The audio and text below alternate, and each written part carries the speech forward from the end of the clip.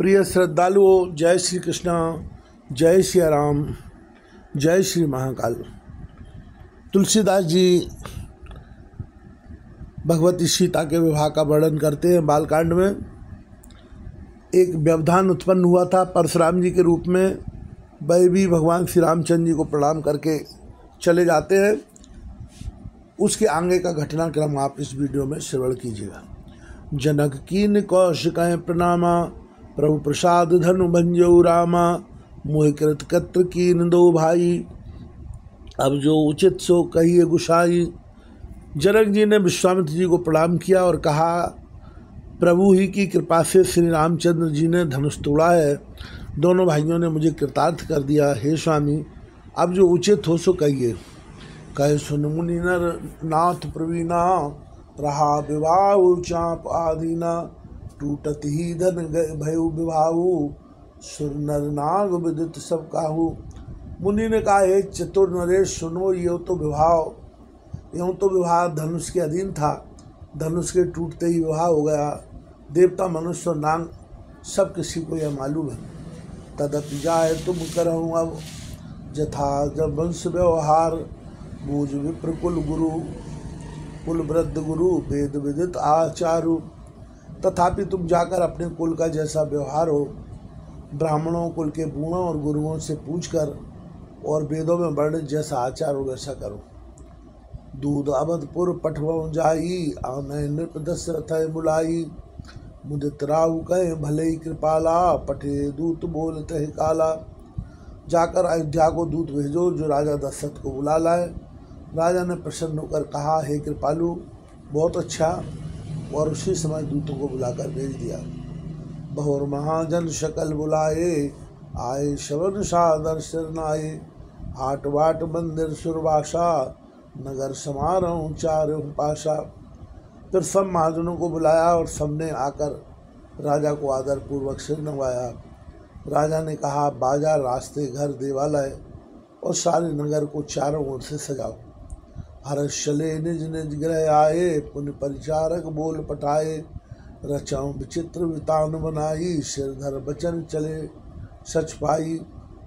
महाजन प्रसन्न होकर चले और अपने अपने घर आए।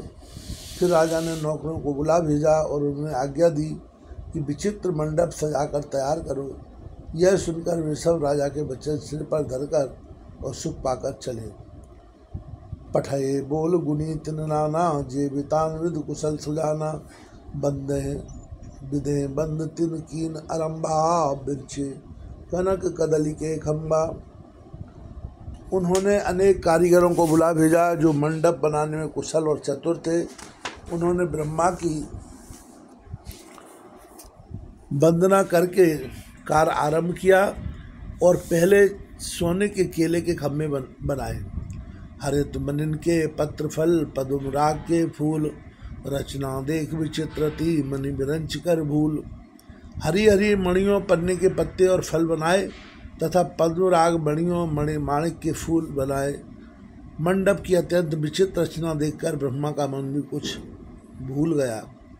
बेन हरित मणि मैं सब कीने, सल सपरव परय नहीं चीने, कनक कलित आह बेल बनाई, लखनी परय सपरन सुहाई।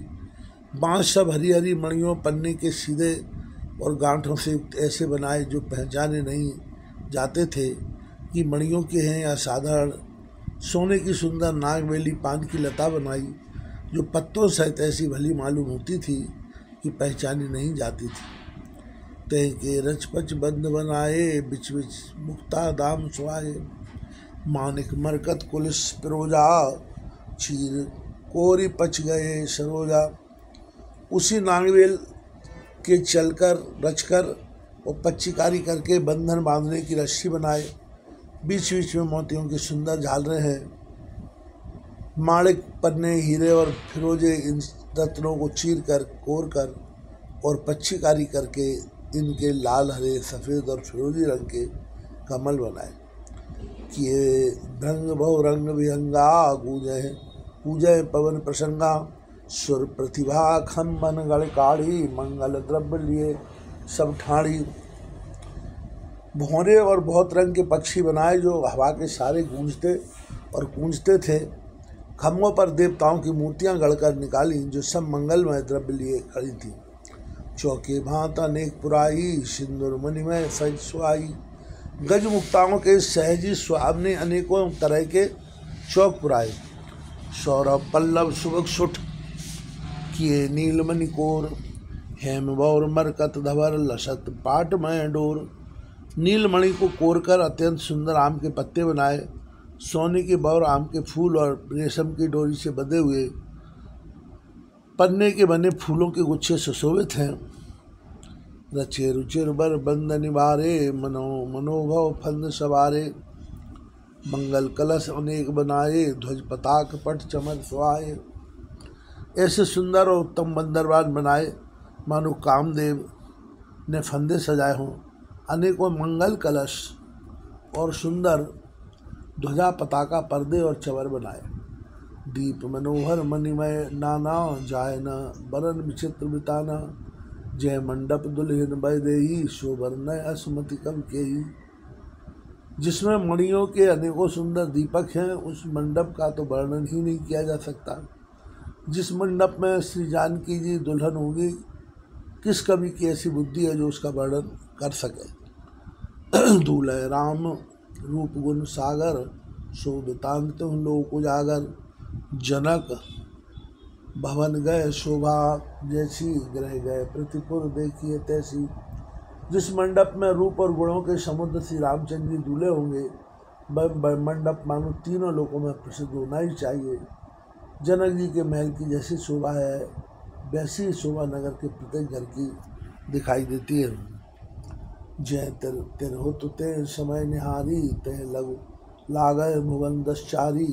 जो संपदा नीच ग्रह शोभा, सो बिलोक रंग नायक मोहा। उस समय जिसने तिरहुत को देखा उसे 14 गुण तुच्छ जान पड़े। जनकपुर में नीच के घर भी उस समय जो संपदा सुशोभित थी उसे देखकर इंद्रिय मोहित हो जाता था। बसई नगर जय लक्ष्य कर, कपट नारी बर वेश। कहपुर कह शोभा कहत सक्षय सारद शेष। जिस नगर में साक्षात लक्ष्मी जी कपट से स्त्री का सुंदर वेश बनाकर बसती हैं, उस पुर की शोभा का वर्णन करने में सरस्वती और शेष भी जाते हैं। पहुँचे दूत रामपुर पावन, हर्षे नगर बिलोक सुहावन। भूप द्वार ते खबर जनाई, दशरथ नृप सुन लिए बुलाई। जनक जी के दूत रामचंद्र जी की पवित्रपुरी अयोध्या में पहुँचे। सुंदर नगर देखकर वे हर्षित हुए। राजद्वार पर जाकर उन्होंने खबर भेजी। राजा दशरथ जी ने सुनकर उन्हें बुला लिया। कर प्रणाम तिन पाती दीनी, मुदित वही आप उठ लीनी। बारी विलोचन बाछित पाती, रघुरात आई भर छाती। दूतों ने प्रणाम करके चिट्ठी दी। प्रसन्न होकर राजा ने स्वयं उठकर उसे लिया। चिट्ठी बाँचते समय उनके नेत्रों में जल प्रेम और आनंद के आंसू छा गए। शरीर पुलकित हो गया और छाती भर आई। श्री सद्गुरुदेव भगवान की जय हो। त्रिलोकीनाथ श्री रामचंद्र जी महाराज की जय हो। राम लखन और करबर चिट्ठी, रह गए कत न खाटी मीठी। पुन धर धीर पत्रिका बाँची, हर्षी सवा बात सुन साँची। हृदय में राम और लक्ष्मण है, हाथ में सुंदर चिट्ठी है। राजा उसे हाथ में लिए ही रह गए।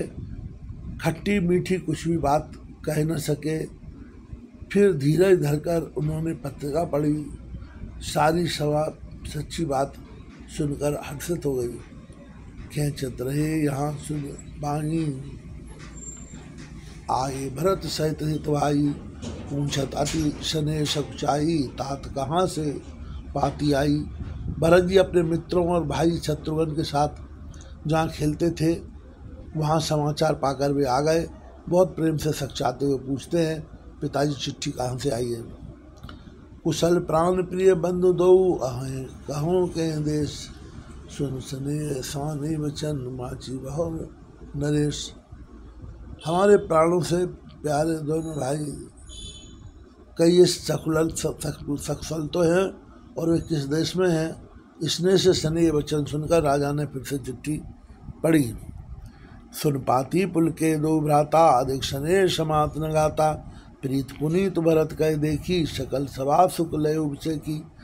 चिट्ठी सुनकर दोनों भाई पुलकित हो गए। इसने इतना अधिक हो गया कि वह शरीर में समाता नहीं।